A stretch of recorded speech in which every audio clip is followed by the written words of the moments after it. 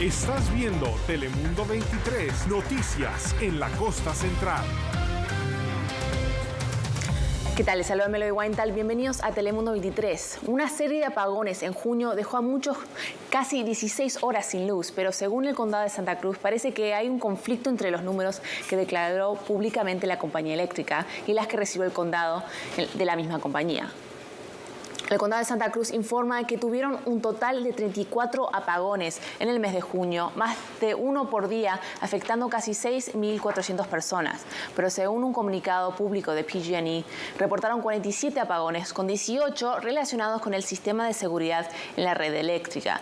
Este nuevo sistema corta el suministro eléctrico al haber contacto entre árboles y los cables de luz, como para prevenir incendios. Pero según el condado de Santa Cruz, estos apagones ocurrieron en tiempos con poco viento o mucha humedad, de lo cual no crea ningún peligro de incendio. Le está pidiendo a PG&E que dé más información sobre la causa de estos incidentes, ya que estos cortes afectan a negocios y servicios médicos.